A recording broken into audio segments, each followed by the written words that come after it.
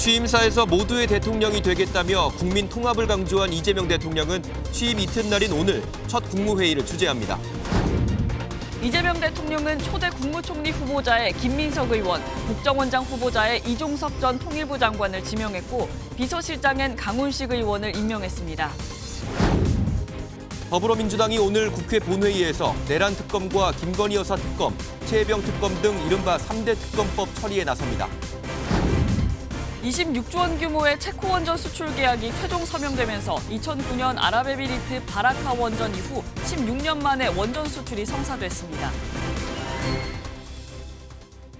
시청자 여러분 안녕하십니까? 이재명 대통령이 취임 첫날인 어제 저녁 첫 비상경제 TF회의를 주재했습니다. 추경과 민생 현안을 집중 논의했는데요.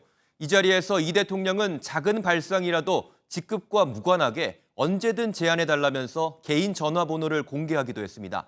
이 대통령은 인천 계양사저가 아닌 대통령실 안전가옥에서 취임 뒤 첫날 밤을 보냈는데요. 오늘 오전 첫 국무회의를 주재하고 오후에는 재난과 치안 등 안전 문제를 논의할 책임자 회의도 진행합니다. 오늘 굿모닝 MBN 첫 소식은 장가희 기자가 보도합니다. 어제 용산 대통령실에서 직무를 시작한 이재명 대통령은 오후 7시 반부터 2시간여 동안 비상경제 TF회의를 주재했습니다. 회의 참석자들은 추경을 위한 재정 여력과 즉각적인 경기 진작 효과를 논의하고 민생 살리기 방안도 살폈습니다. 이 대통령은 개인 전화번호를 공개하며 적극적인 정책 제안을 당부했습니다. 작고 세세한 발상이나 입법적 요구사항이 있다면 직급과 무관하게 언제든 제안해 줄 것을 요청했습니다. 유연하고 적극적인 태도로 이후 이 대통령은 임기 첫날 밤을 대통령실이 마련한 안가에서 보냈습니다. 대통령실은 윤석열 대통령이 사용했던 한남동 관전은 점검 중이라며 관전은 추후 결정할 것이라고 밝혔습니다. 이 대통령은 임기 이튿날인 오늘 오전 취임 후 첫 국무회의를 주재합니다. 추경 예산 편성 등 경제 상황과 관련한 대책 논의가 이루어질 것으로 보입니다. 대통령은 사의를 표명한 국무위원 가운데 박성재 법무장관 사표만 수리했는데 회의 정족수를 감안해 새 정부 인선이 완료될 때까지는 기존 장관들을 유임하겠다는 취지로 해석됩니다. 이 대통령은 오후에는 안전치안점검회의를 열어 국가 안전 시스템을 점검할 계획입니다. MBN 뉴스 장가입니다. 이재명 대통령과 도널드 트럼프 미국 대통령의 전화 통화가 이르면 오늘 오전 이뤄질 것으로 보입니다. 이 대통령의 당선을 축하하는 상견례 성격이 될 가능성이 높지만 관세 문제를 비롯한 민감한 현안에 대한 대화가 오갈 수도 있습니다. 최민성 기자의 보도입니다. 역대 대선 당선자와 미국 대통령의 통화는 통상 당선 직후 이뤄졌습니다. 윤석열 전 대통령과 문재인 전 대통령 모두 당선이 확정된 날 미국 대통령과 대화를 나눴습니다. 이재명 대통령과 트럼프 미국 대통령의 통화도 취임 직후인 어젯밤 이뤄질 것이라는 관측이 나왔지만 성사되지 않았습니다. 트럼프 대통령 전화 통화는 오늘 밤엔 좀 어려울 것 같다. 왜냐하면 시차 문제 때문에. 한미 양국 정부가 일정을 조율 중인 가운데 이르면 오늘 이 대통령과 트럼프 대통령이 통화를 할 것으로 보입니다. 시차 등을 고려하면 오전 중 통화가 이뤄질 가능성이 있습니다.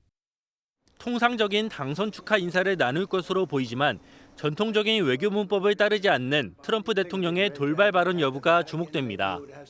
특히 양국 입장차가 큰 관세 문제가 거론될 수 있습니다. 미국은 한국을 포함한 무역협상국의 최선한 제출을 요구했고 철강과 알루미늄 관세를 인상하며 무역 압박 수위도 높였습니다.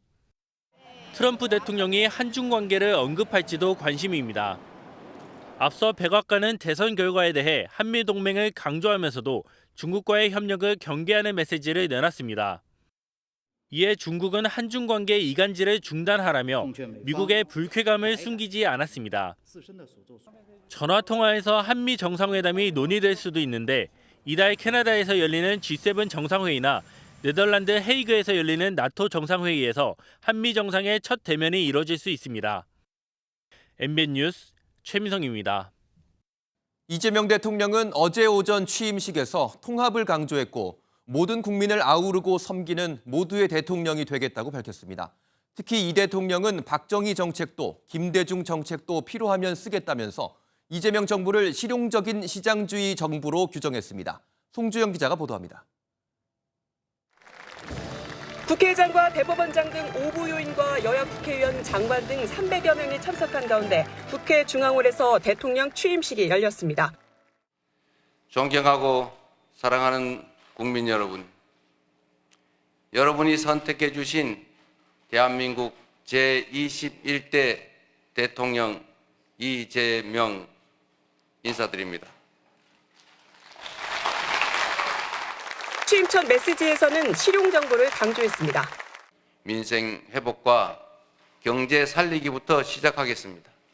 이제 출범하는 민주당 정권 이재명 정부는 정의로운 통합정부, 유연한 실용정부가 될 것입니다.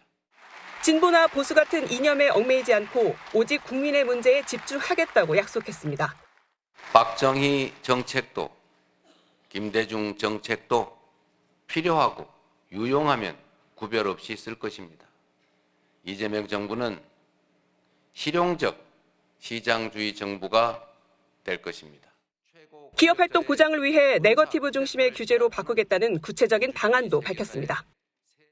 이재명 대통령은 회복도 성장도 국민의 행복을 위한 것이라며 모든 국가 역량을 국민을 위해 쓰는 민주공화국을 만들겠다고 강조했습니다. MBN 뉴스 송주영입니다. 정치인에게 넥타이는 단순한 패션 이상의 의미가 있습니다. 줄곧 푸른 넥타이를 고집하던 이재명 대통령은 취임식에선 이례적으로 삼색 넥타이를 맸습니다. 이 대통령은 모든 국민을 아우르겠다면서 통합의 의지를 드러냈습니다. 보도에 안정모 기자입니다. 당선이 거의 확실시된 시점 여의도를 찾은 이재명 당시 대선 후보는 당의 상징색인 푸른 넥타이를 메고 지지자들을 만났습니다. 취임식에 참석해선 붉은색이 섞인 넥타이를 메고 야당 대표를 언급했습니다. 제가 들어오면서 우리 야당 대표님들 못 뵈가지고 악수를 못했는데 혹시 오해 안 하시기 바랍니다. 이제는 정쟁으로 무너진 민주주의를 일으켜 세울 시간이라는 점도 강조했습니다. 우리를 갈라놓은 혐오와 대결 위에 공존과 화해, 연대의 다리를 놓고 꿈과 희망이 넘치는 국민 행복 시대를 활짝 열어젖힐 시간입니다. 이 대통령은 우리의 민생과 경제, 외교, 안보가 위협받고 있다며 낡은 이념 논리에서 벗어나야 위기를 극복할 수 있다고 목소리를 높였습니다. 또 이번 대선에서 누구를 지지했든 간에 모든 국민을 아우르겠다고 공언했습니다.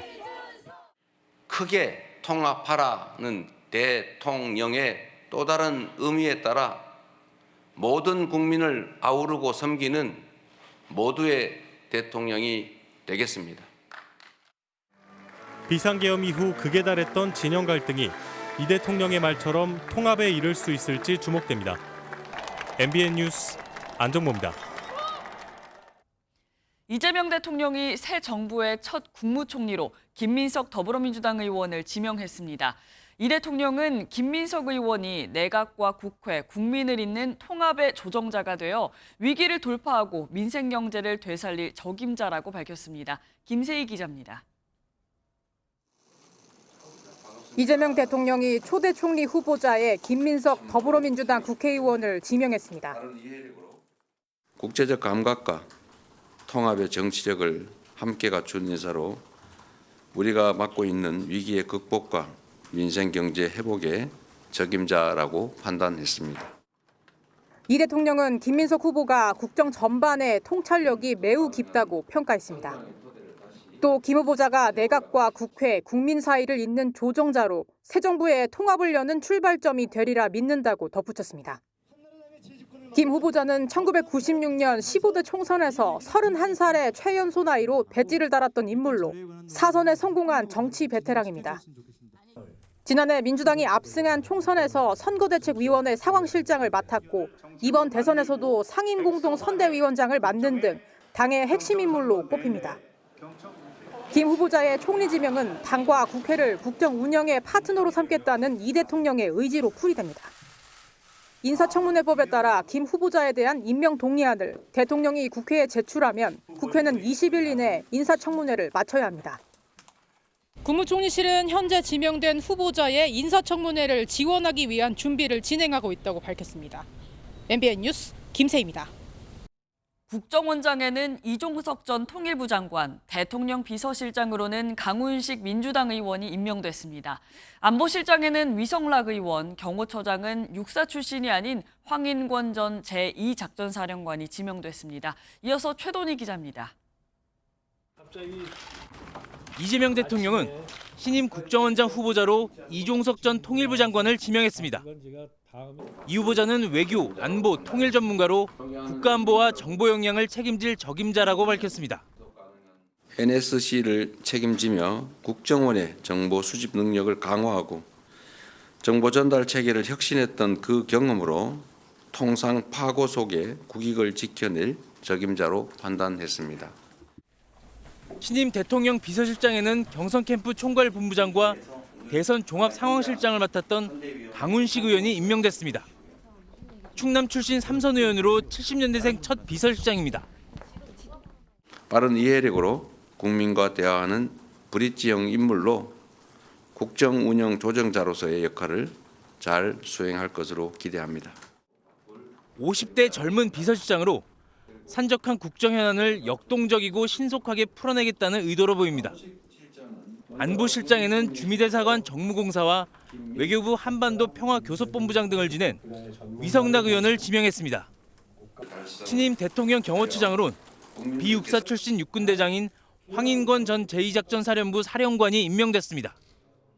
신속한 국정안정을 위해 수석급 인선에 속도를 낼 것으로 예상되는 가운데 정책실장에는 이한주 민주연구원장이, 정무수석에는 김병욱 전 의원이 거론되고 있습니다.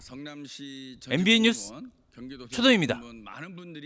이재명 대통령은 대통령 권한 행사를 위해 가장 중요한 국군 통수권도 이양받았습니다. 이 대통령은 이 자리에서 비상계엄 사태 당시 군 장병들이 부당한 명령에 소극적으로 대응한 것이 큰 혼란을 막았다며 격려의 말을 전했습니다. 권용범 기자가 보도합니다. 이재명 대통령은 어제 오전 임기 개시 시점부터 국군 통수권을 이주호 전 대통령 권한대행으로부터 넘겨받았습니다. 윤석열 전 대통령이 탄핵된 이후부터 대통령 권한대행에 있던 국군 통수권이 당선과 동시에 자동 이양된 겁니다. 국군 통수권이란 헌법 제74조에 명시된 우리 군을 지휘 통제할 수 있는 대한민국 대통령의 고유 권한입니다. 육해 공군을 포함한 조직상 편제된 모든 국군이 대상입니다. 이 대통령은 오전 8시 7분 국군 서열 1위인 김명수 합동참모본부 의장으로부터 국군 통수권 이양 보고를 받았습니다. 이 과정에서 이 대통령은 군 장병이 비상계엄 사태 때 부당한 명령에 소극적으로 대응해 큰 혼란에 빠지지 않았던 건 정말 잘한 일이라고 추켜 세웠습니다. 다만 김 의장과 각군 참모총장 등 군 주요 지휘관이 이례적으로 대통령 취임 선서 초청 명단에서 빠진 걸 두곤 군에 대한 이 대통령의 고강도 개혁 의지를 드러낸 것이란 해석이 나옵니다.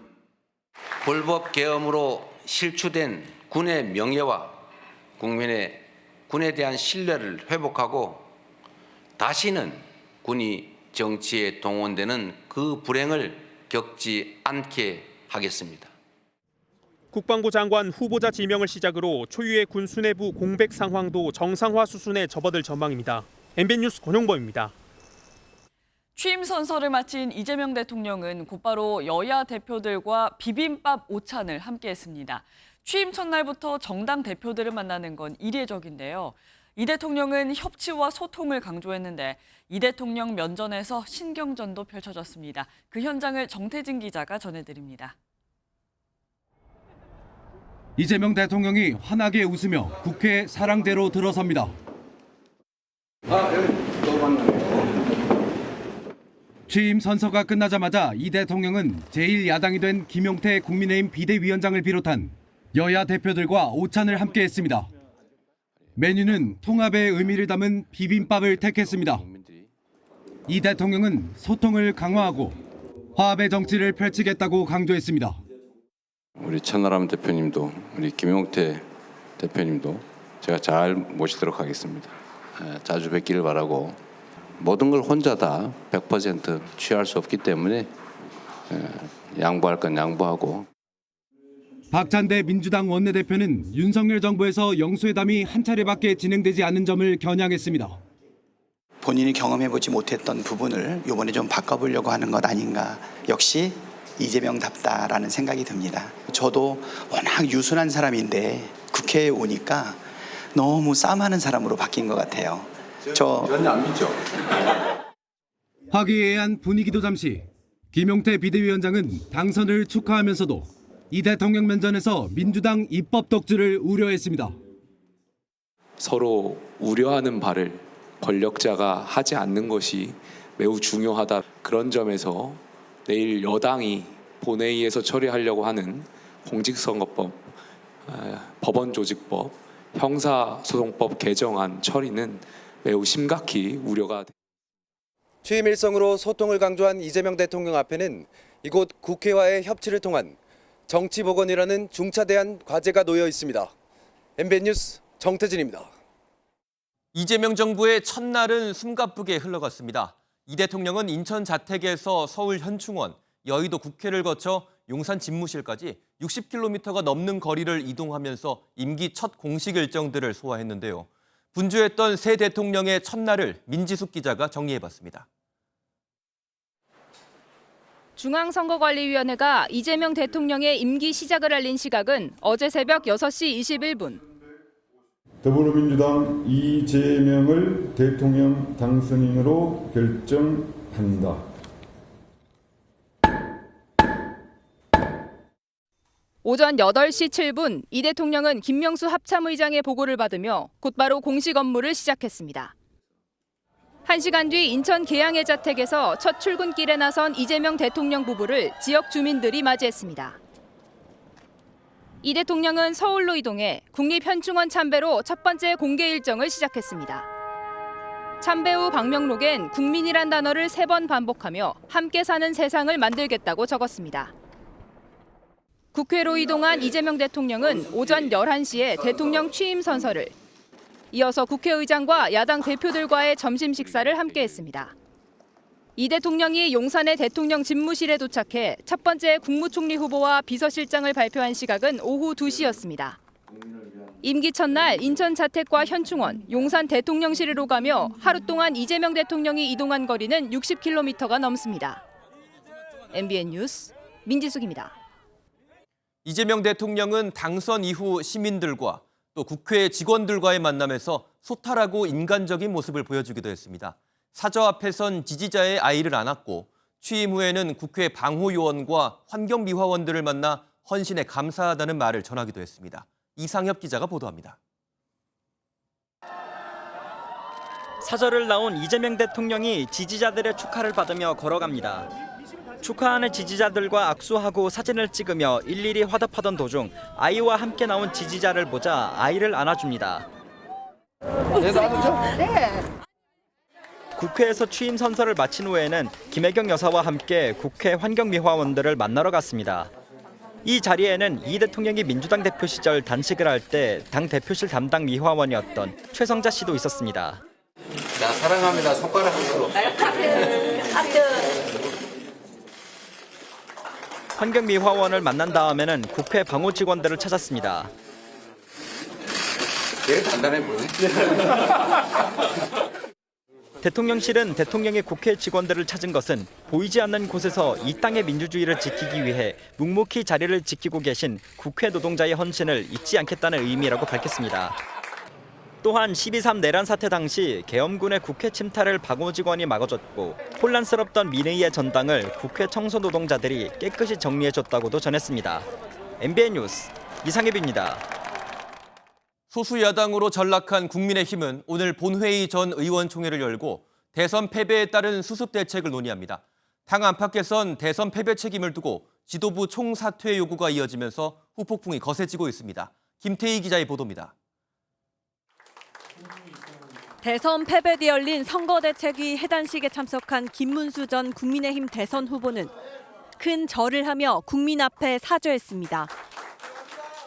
오늘 이재명 우리 대통령 취임 시간을 보면서 제가 정말 너무나 큰 역사적인 죄를 지었다 이런 생각을 많이 하고 있습니다. 김 전 후보는 계엄을 막지 못한 책임과 후보 교체 과정을 지적하며 당을 정면 비판했습니다. 당 내부에서도 쇄신 요구가 잇따랐고 대선 패배의 책임을 놓고 친한계와 친윤계 간 내탓 공방이 벌어졌습니다.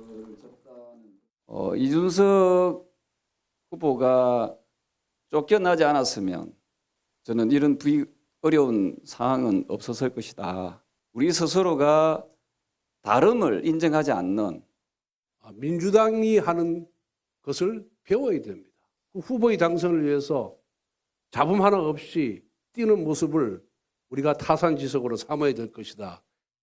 친한계 의원들을 중심으로 지도부 총사퇴 요구가 이어졌고 의원 단체 대화방에선 김문수 전 후보를 당대표로 추대해야 한다는 의견도 나왔습니다. 김용태 비대위원장과 권성동 원내대표 등 현 지도부가 거취를 밝히지 않은 가운데 오늘 의원총회에서는 새 지도부 선출 여부 등 수습 방안이 논의될 것으로 보입니다. 일각에서는 선거 패배에 대한 성찰은 뒤로 한 채 또다시 당권을 둘러싼 내홍만 반복될 거란 우려도 나옵니다. MBN 뉴스 김태희입니다. 이재명 대통령 취임 이튿날인 오늘 열리는 본회의에서 더불어민주당은 지난 정부에서 윤석열 대통령의 거부권 행사로 무산됐던 3개 특검 법안을 처리할 방침입니다. 윤 전 대통령 부부를 둘러싼 각종 의혹을 특검 수사로 신속하게 끝내겠다는 의지로 풀이됩니다. 이 내용은 박규원 기자가 보도합니다. 3년 만에 찾아온 여대 야소 국면에서 더불어민주당은 지난 정권에 대한 특검 수사에 고삐를 죄고 있습니다. 민주당은 오늘 오후로 예정된 국회 본회의에서 내란, 김건희, 최혜병 등 3개 특검 법안을 처리할 방침입니다. 모두 윤석열 전 대통령의 거부권 행사로 무산됐던 법안입니다. 대통령과 여당이 반대하는 그 특검을 임명한다는 자체가 저게 법률로는 뭐든지 된다는 것이기 때문에 이 자체가 이제 기본적으로 헌법에 반하는 발상이고요. 민주당은 본회의를 하루 앞둔 어제 수사 인력 규모를 대폭 늘리는 내용을 골자로 하는 내란 특검법 수정안도 발의했는데 윤 전 대통령 부부에 대한 수사에 속도를 낼 것으로 보입니다. 민주당은 검찰총장뿐 아니라 법무부 장관도 직접 검사 징계를 청구하는 검사 징계법도 함께 통과시킬 계획입니다. 대법관을 현재 14명에서 30명으로 늘리는 대법관 증언법은 어제 민주당 주도로 국회 법사위 소위원회를 통과했습니다. 다만 정권 초부터 입법 독주에 대한 우려가 나오는 만큼 공직선거법, 형사소송법 개정안 처리는 여론 동향을 보며 속도를 조절할 것이란 전망이 나옵니다. MBN 뉴스 박규원입니다. 이재명 대통령의 취임 첫날 국회 로텐더홀에서는 보기 드문 장면이 나왔습니다. 대통령 경호를 두고 경찰과 경호처 간 갈등이 수면 위로 드러난 겁니다. 보도에 박혜빈 기자입니다. 21대 대통령 취임식이 열린 어제 오전 국회 로텐더홀입니다. 이재명 대통령과 김혜경 여사가 입장하는 가운데 검은색 넥타이를 맨 경찰이 녹색 넥타이를 맨 경호처 직원의 앞을 막아섭니다. 대통령 근접 경호를 두고 경찰과 경호처 간 신경전이 벌어진 겁니다. 이 같은 상황은 대통령의 근접 경호를 경찰에 계속 맡기라는 이 대통령의 지시에서 비롯됐습니다. 원래 대통령 경호는 경호처가 1선에서 주도하고 2선인 경찰이 따르는 형태로 이뤄졌습니다. 하지만 이 대통령은 경호처가 12.3 비상계엄과 관련돼 있다고 보고 인사검증이 끝날 때까지 경찰이 1선 경호를 맡으라고 지시한 것으로 알려졌습니다. 어떤 문제가 생기게 되면 지휘가 단위가 되지 않고 위험 순간을 효과적으로 통제하기에 적절치 않다는 거죠. 경호처는 지난 1월 윤석열 전 대통령 체포영장 집행 당시 출동을 거부했던 22경찰경호대 인력도 5개월째 경호 업무에서 배제시키고 있습니다. 두 기관 간의 협력 체계에 대한 우려가 나오면서 향후 대통령 경호 업무에 대한 재검토가 필요하다는 지적입니다. MBN 뉴스 박혜빈입니다.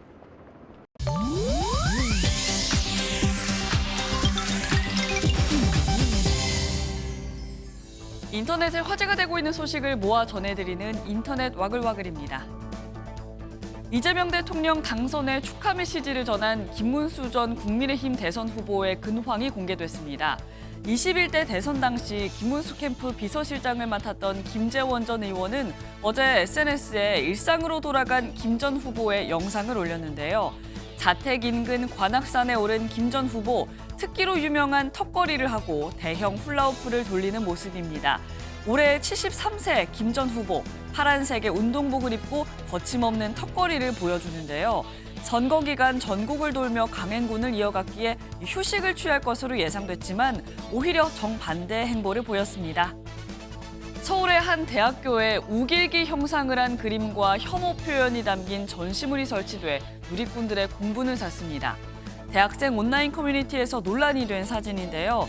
지난 3일 성북구 한성대 건물 앞 일본 제국주의를 상징하는 우길기와 태극기를 섞어놓은 듯한 그림, 혐오 발언 등이 적힌 전시물이 여러 점이 설치되어 있는데요.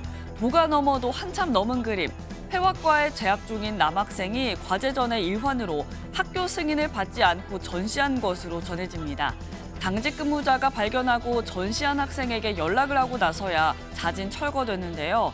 학교 측은 학생에 대한 행정 조치를 검토 중인 것으로 알려졌습니다. 웹툰 작가이자 인기 유튜버인 침착맨이 다시 보기 채널의 유료화를 예고했다가 누리꾼들의 반발에 부딪혀 입장을 바꿨습니다. 구독자 282만 명을 보유한 침착맨, 최근 생방송 다시 보기 채널을 유료로 운영하겠다는 계획을 공개했는데요. 침착맨은 모든 영상이 다 유료화되는 건 아니라며 편집 영상과 섞이지 않게 하려던 정리 과정이라 설명했지만 일부 구독자 팬들은 갑자기 유료화라니 불편하다며 수익화에 거세게 반발했는데요. 논란이 식지 않자 결국 다시 보기 영상은 기존대로 무료 공개하는 방식을 유지하기로 했습니다. 이번 결정이 다른 유튜브 채널에는 어떤 영향을 미칠지도 관심입니다. 지금까지 인터넷 와글와글이었습니다. 전라남도 진도의 한 포구에서 가족과 함께 차를 타고 물속에 빠졌다가 홀로 살아남은 40대 가장이 구속됐습니다. 경찰 조사에선 경제적인 어려움을 비관해 범행을 저질렀다고 진술했는데 경찰은 혼자 살아남은 경위 등에서 계획 범행 가능성을 두고 수사를 이어가고 있습니다. 정치훈 기자입니다. 승용차 한 대가 물 밖으로 인양됩니다. 지난 1일 자정쯤 일가족 4명이 탄 채 바다에 빠졌다가 하루 지나 발견된 겁니다. 차 안에는 엄마와 고등학생인 아들 둘, 이렇게 3명이 숨져 있었고 가장인 아빠만 사라진 상태였습니다. 남편 40대 지모 씨는 사고 장소 인근에 머물다 하루 뒤 지인을 불러 광주로 도망쳤다가 경찰에 붙잡혔습니다. 지 씨는 1억 6천만 원쯤 빚을 져 생활고에 시달렸던 것으로 파악됩니다. 현금체불을 당해서 돈을 못 받은 게 있어서 금융권에서 대출을 받아서 썼고 그게 이제 빚이고. 평소 아내가 복용하던 수면제를 아들에게 속여 먹인 다음 물속으로 차를 몰았다고 진술했습니다. 또 자신도 수면제를 먹었지만 숨이 막히자 어쩔 수 없이 빠져나왔다고 진술했습니다. 가족들한테 하고 싶은 얘기 없어요? 미안하지 않으세요? 법원은 지 씨에게 구속영장을 발부했습니다. 경찰은 지 씨의 차량 블랙박스와 가족들의 휴대전화 디지털 포렌식을 통해 정확한 사건 경위를 조사하고 있습니다. MBN 뉴스 정춘우입니다. 계약 체결 직전 서명이 중단되며 우여곡절을 겪었던 체코 원전 건설 사업 계약이 최종 성사됐습니다. 26조 원 규모의 원전 사업이 진행될 예정인데요. 아랍에미리트 바라카 원전 이후 16년 만에 해외 수출이자 첫 유럽 시장 진출입니다. 보도에 김태영 기자입니다. 지난달 7일 우리 정부는 체코 두코바니 신규 원전 건설 우선 협상자로 선정돼 체코 당국과 계약을 체결할 예정이었습니다. 하지만 계약 하루 전날 경쟁사 프랑스 전력공사가 최종 서명을 중지하라며 낸 가처분 신청을 체코 법원이 받아들이며 제동이 걸렸습니다. 당시 우리 정부는 최종 계약에는 문제가 없다고 선을 그었습니다. 하기로 한 절차를 공식 이 계약을 하는 것만 빼고 나머지 저희가 준비했던 거는 좀 다 일정대로 좀 진행을 할 계획입니다. 체코 정부에서도 아마 기회비용 때문에 이게 이제 지연되지 않기를 희망하고 있는 것 같고. 법적 공방이 길게 이어질 것이란 우려도 있었지만 현지 시각 4일 체코 법원이 계약금지 가처분 결정을 취소했습니다. 체코 최고 행정법원은 적절한 시기에 계약을 체결하고 이행하는 데 따른 공익이 더 중요하다고 판단했습니다. 곧바로 체코 정부는 한국수력 원자력과 원전 신규 건설 최종 계약에 서명하며 효력이 발생했습니다. 지난 2009년 아랍에미리트 바라카 원전 이후 16년 만에 첫 해외 수출이자 유럽 시장에 처음 진출하는 쾌거를 이뤄낸 겁니다. 이번 사업은 체코 두코바니 지역 원전 단지에 26조 원 규모 원전을 건설하는 프로젝트로 2036년 첫 가동이 목표입니다. MBN 뉴스 김태형입니다.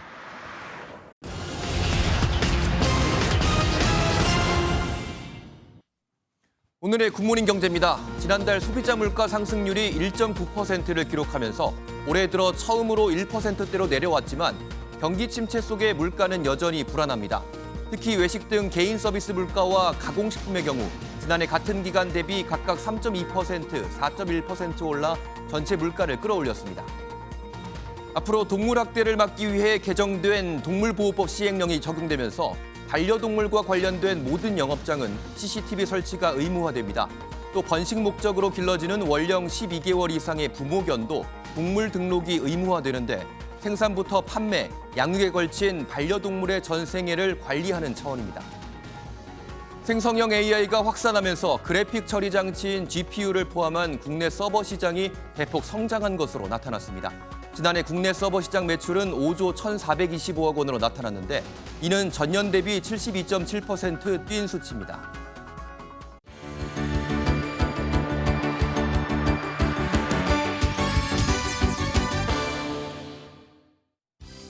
굿모닝 월드입니다. 날이 더워지면서 이 더위를 시원하게 날릴 수 있는 축제가 세계 곳곳에서 열리고 있는데요. 콜롬비아에선 물풍선이 아닌 지역 특산품을 던지며 자유를 만끽하는 축제가 열렸다고 합니다. 콜롬비아의 한 축제 현장이 붉게 물들었습니다.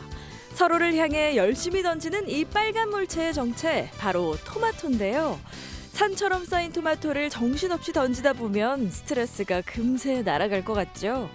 상품 가치가 없는 토마토 10톤을 활용하는 이 축제를 매년 2만 명의 방문객이 찾는다는데요. 원래 스페인의 토마토 축제를 본떠 만들었지만 지금은 지역 경제의 70~80%를 담당하는 토마토 산업을 기념하기 위한 콜롬비아의 대표 행사가 됐다네요. 안내견이 될 강아지들은 사육시설보다 일반 가정에서 자라는 게 건강이나 사회성을 증진하는 데 더 좋다고 하는데요.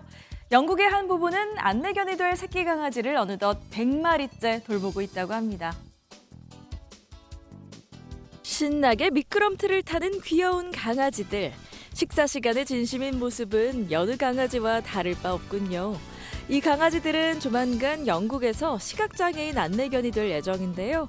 그중에서도 이 크림색 리트리버는 이 어미견 위탁 가정에서 태어난 100번째 강아지라고 합니다. 어미견의 임신과 출산, 육아까지 돕는 위탁 봉사를 하는 이 부부는 누군가의 삶을 긍정적으로 바꿀 수 있다는 게 정말 보람차다는데요. 강아지들은 몇 주 후면 이 집을 떠나 안내견이 되기 위한 여정을 본격적으로 시작하게 될 거라네요. 이번엔 영화에서나 보던 시간여행을 하게 될 것 같은 기이한 이야기를 소개합니다. 아주 오래된 집을 수리하다 초대장을 하나 발견했다는데요. 과연 언제 쓰인 초대장이었을까요? 미국 사우스다코타주의 이 남성은 얼마 전 기이한 일을 경험했습니다. 1880년에 지어진 자신의 집을 리모델링하던 중 천장에서 신기한 물건을 발견했기 때문인데요. 바로 오래된 가면무도회 초대장이었습니다. 1888년 2월 13일 저녁이란 글자와 함께 이니셜까지 써 있었는데요. 무려 130여 년 전으로 초대받은 것 같은 묘한 느낌이 들죠. 이 남성도 집뿐만 아니라 이곳에 얽힌 특별한 역사까지 소유한 것 같아 놀랍고 기뻤다네요. 지금까지 굿모닝 월드였습니다. 대선이 끝나면서 거리마다 내걸렸던 현수막들도 하나둘 철거되고 있습니다. 선거철 폐현수막 처리는 늘 문제가 되고 있는데요. 폐현수막 대부분은 여전히 소각 처리되고 있는 실정입니다. 재활용 비용이 최대 3배까지 더 들기 때문인데 해결책은 없는 건지 김민수 기자가 취재했습니다. 충북 청주시청 직원들이 21대 대선 현수막을 철거하고 있습니다. 청주시는 지난해 발생한 폐현수막 148톤을 전량 소각 처리했지만 올해부터는 재활용 비중을 늘리기로 했습니다. 폐연수막은 합성 수지로 제작되어서 소각 시 온실가스와 유해물질 배출로 이어져 환경오염의 원인이 될 뿐만 아니라 소각 비용도 만만치 않게 발생되고 있습니다. 청주시의 폐현수막 물량은 화학적 재활용 기술 상업화에 성공한 SK케미칼로 들어갑니다. SK케미칼이 폐현수막을 분자 단위로 분해해서 원재료인 폴리에스터 수지로 합성하면 협력업체가 이걸로 다시 현수막을 만듭니다. 제가 들고 있는 제품이 폐현수막으로 만든 현수막 원단입니다. 석유로 만든 기존 제품과 품질은 동일한데요. 이곳 업체에서 만든 물량은 연간 50톤에 달합니다. 이처럼 폐현수막을 재활용하려는 노력이 이어지고 있지만 전국적으로 소각하거나 매립하는 비율은 67%나 됩니다. 현수막을 만드는 소재가 제각각인데다 잉크나 먼지, 곰팡이 같은 이물질도 있어 재활용엔 소각보다 최대 3배 많은 비용이 들어갑니다. 재활용 완제품 품목도 제한적인데다 가격도 상대적으로 비싼 만큼 폐현수막 재활용 생태계 정착엔 제약이 따릅니다. 이런 제품들이 소비자한테 긍정적 반응을 얻어서 많이 활성화돼야지만 원가가 좀 내려가지 않을까 싶습니다. 환경부는 현수막의 소재를 표기하거나 잉크의 독성을 규제하는 방안을 검토하고 있습니다. 행정안전부도 폐현수막 재활용률을 끌어올리기 위한 방안을 찾아 세부적인 가이드라인을 마련할 것이라고 밝혔습니다. MBN 뉴스 김민수입니다. 인간의 존재와 미래에 대한 불안을 가방이라는 매개체로 풀어낸 전시회가 열렸습니다. 가방에 우주와 집이라는 공간을 담아 인간의 존재에 대한 고찰을 시도한 특별한 전시회, 이규현 기자가 다녀왔습니다. 회색 가방 속 펼쳐진 작은 우주선 안에 데칼코마니처럼 닮은 두 사람이 앉아 있습니다. 둘이 숨을 쉬자 우주선 안은 희뿌옇게 변하고 위태롭게 숨을 헐떡이는 소리가 들립니다. 차민영 작가의 신작 숨을 나누다는 복제인간과 나란히 숨을 쉬는 사람의 이미지를 통해 기술이 발전할수록 부각되는 인간 존재에 대한 불안을 담아냈습니다. AI라든지 기술의 가속화 이런 것들이 모든 인간에게 아주 불시에 있게 찾아왔고 먼 미래의 인류가 자신의 어떤 취약함을 계속해서 개선하려고 하지만 결국에는 그 취약함을 없앨 수는 없을 것 같다라는 1970년대 한국 도시의 특징들을 그대로 담은 가방을 통해서는 도시화 이면에 드리운 상실과 빈곤이라는 그림자를 표현합니다. 내가 경제적 역경 때문에 어쩔 수 없이 정착할 수밖에 없고 부동의 그러한 그 개체들도 있거든요. 그러니까 그 양가적인 측면을 이 가방이라는 오브제로 좀 표현하고 싶었습니다. 불확실한 시공간을 감각적으로 다룬 이번 전시회는 다음 달 5일까지 만날 수 있습니다. MBN 뉴스 이규현입니다. 끔찍한 화마가 지나가고 전신 화상으로 생사를 오가는 환자들과 그 곁을 지키는 의료진의 사투. 끊이질 않은 화재 사고 뒤 화상 전문 병원에서 벌어지는 고통과 회복의 현장을 최은미 기자가 전해드립니다.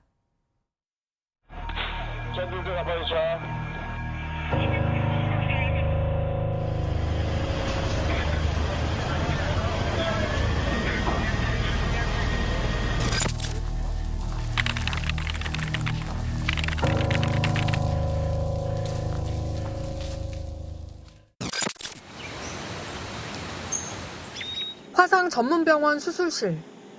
상처 부위를 세척하는 치료가 한창입니다. 온몸에 선명한 그날의 흔적. 몸 전체의 50% 가까이 화상을 입었습니다. 이런 과정을 드레싱을 보통 몇 번을, 며칠에 한 번 하는 거예요? 날 때까지 매일 하는 거예요? 네, 매일. 아주 조금 베인 상처도 소독할 땐 참을 수 없을 만큼 쓰라린데 전신이 쓰라린 고통은 차라리 죽는 게 낫겠다는 생각까지 들게 합니다. 노출된 상처면에 감각신경이 살아있는 경우는 건들면 자지러지게 아프겠죠. 그게 면적이 너무 넓죠. 그러면 거기는 거의 지옥 같다고 느끼죠. 실제로 저희 병원에 과거에 창밖으로 뛰어내린 사람도 있습니다. 넓게 자리 잡은 물집은 그 자체로도 목숨을 위협합니다. 그게 줄줄줄 흐르잖아요. 그럼 그 양이 결국 내 몸에서 빠져나온, 그럼 그 양이 많으니까 상대적으로는 혈관 내에 있는 피양은 줄어든다는 원리죠. 그러면 피가 줄어들면 혈관이 쪼그라들겠죠. 그러면 심장이 뛰어도 피가 안 가죠. 그럼 쇼크에 빠지는 거죠.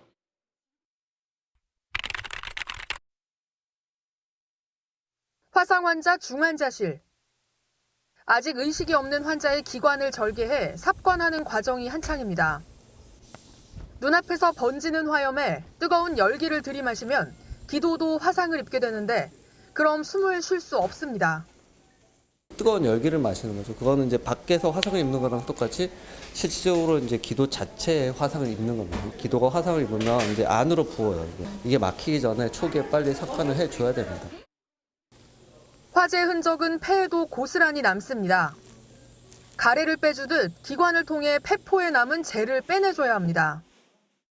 검은 것도 재고요. 기관 삭관술에서 이제 기관지 내시경을 하게 되면 매일매일 석션이라는 것을 통해서 음압을 걸어서 빼주게 되는데 그 빼준 이물들은 저렇게 쌓이게 됩니다.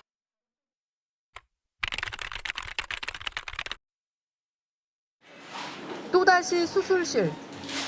화상 입은 부위의 죽은 조직을 깨끗하게 정리하고 피부 이식 수술을 시작합니다. 전신의 32%를 대인 환자. 주로 이제 허벅지 쪽이 목 넓게 뜰 수 있는 가래를 많이 쓰는데 억수를 다 다쳐버리고 다른 데 쓰죠. 이럴 때 발바닥 손바닥으로 베었을 수 있어요. 1000분의 3인치 두께로 떼어내 보다 넓은 부위에 이식할 수 있도록 쫙 펴줍니다. 근데 이걸 어떻게 이식해요? 잘 얹으면 다 붙어요.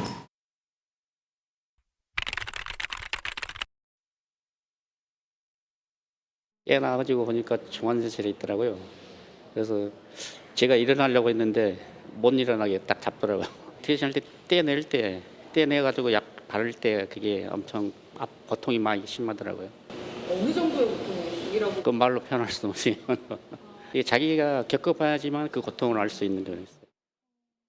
저 같은 경우에는 너무 심하니까 매일매일 선생님들이 씻겨주셨거든요. 참 고맙게 생각하고 있어요. 처음에 사고가 나고 잠이 들면 매일 밤 꿈속에서 나타나죠. 눈만 감으면 그 생각이 많이 났었어요. 공포스럽죠. 그냥 그 순간이 계속 기억이 나니까요. 사고라는 게 나면 꼭 항상 책임이라는 걸 생각하게 되잖아요. 내가 그 순간에 왜 그런 선택을 했을까? 이쪽에 손가락이 지금 2개가 없거든요. 지금 재활도 하고 있고요. 병원이 생각보다 많이 도와주셔서 여기까지 잘 왔어요. 병원에서 저를 살려주신 것 같아요. MBN 뉴스 최은미입니다. 대선 기간 제기된 의혹도 매듭지어야겠죠. 극우 강사를 대거 늘봄학교에 투입했다는 의혹을 받는 리박스쿨의 협력단체가 올해 한국사 교육 민간 자격증을 만든 것으로 MBN 취재 결과 확인됐습니다. 이 교육단체는 이 단체의 자격증이 극우 강사의 늘봄학교 취업을 돕는 데 쓰였는지 어제부터 전수조사에 나섰습니다. 안병수 기자의 단독 보도입니다. 대선을 앞두고 한 학부모 단체가 김문수 당시 국민의힘 대선 후보 지지를 선언합니다. 혼란과 위기의 시대 속에서 교육의 본질을 회복하고 정치화된 교실을 다시 배움의 장으로 되돌릴 책임 있는 지도자가 필요합니다. 연단에 섰던 인물은 한국교육컨설팅연구원과 한 입시 컨설팅 업체 대표입니다. 두 단체 모두 극우 교육단체 리박스쿨과 협력 관계로 알려졌습니다. MBN 취재 결과 해당 연구원은 올해 늘봄학교 전면 시행에 맞춰 초등학교에서 역사 교육이 가능한 한국사 교육 지도사 민간 자격증을 만든 걸로 확인됐습니다. 자격 정보를 보면 한국사의 흐름과 역사적 사실을 가르치도록 돼 있습니다. 이 밖에 세계사 교육과 늘봄학교 맞춤형인 초등 늘봄교육 자격증도 눈에 띕니다. 교육당국은 리박스쿨이 이 연구원이 만든 자격증을 극우 강사에게 줘 늘봄학교 취업을 도왔다는 의혹에 대해 조사 중입니다. 자격증 등록 배경을 듣기 위해 연구원 대표가 운영하는 입시업체를 찾아갔지만 문은 굳게 닫혀 있었습니다. 아무도 안 계신가요? 교육계에서도 리박스쿨의 극우 강사 양성 의혹에 비판 수위를 높이는 가운데 연간 수천 개에 이를 정도로 발급이 쉬운 민간 자격증 제도가 악용되지 않게 개편할 필요성도 제기됩니다. MBN 뉴스 안병수입니다. 서울경찰청 사이버수사대가 댓글 조작 의혹을 받는 보수 성향단체 리박스쿨의 서울 종로구 사무실을 압수수색했습니다. 경찰은 손효숙 리박스쿨 대표에 대해서는 출국 금지 조치를 내렸습니다. 오늘은 여름의 세 번째 절기 망종입니다. 절기답게 오늘 전국적으로 초여름 더위가 나타나면서 덥겠습니다. 오늘 서울 한낮 기온은 27도, 대구는 29도까지 오르겠고요. 오는 현충일 연휴 동안 기온은 더 올라서 특히 대구를 비롯한 영남 지방은 30도 안팎의 여름 더위가 나타나겠습니다. 그래도 아직은 습도가 낮아서 더위 불쾌감은 덜하겠습니다. 볕도 뜨겁게 내리쬐겠습니다. 전국적으로 자외선 지수는 매우 높은 수준을 보이겠습니다. 외출 시 자외선 차단에 신경 쓰셔야겠고요. 덩달아 오존 농도도 짙어지겠습니다. 오늘 전국 하늘 맑게 드러나겠습니다. 대기질도 보통 수준으로 무난하겠습니다. 이 시각 현재 기온 보시면 서울이 16.6도, 대전이 16.2도, 대구 19도 선에서 출발하고 있습니다. 한낮 기온은 서울이 27도, 춘천과 대전, 전주 28도, 대구 29도까지 올라서 아침과 낮의 기온차가 크겠습니다. 당분간 맑은 날이 이어지겠습니다. 일요일 오후부터 월요일 사이 제주도에는 비가 내릴 전망입니다. 내셨습니다. 저희는 다음 주 월요일 아침 7시에 더 알찬 소식으로 다시 찾아오겠습니다. 굿모닝 MBN 마칩니다. 시청해주신 여러분 고맙습니다.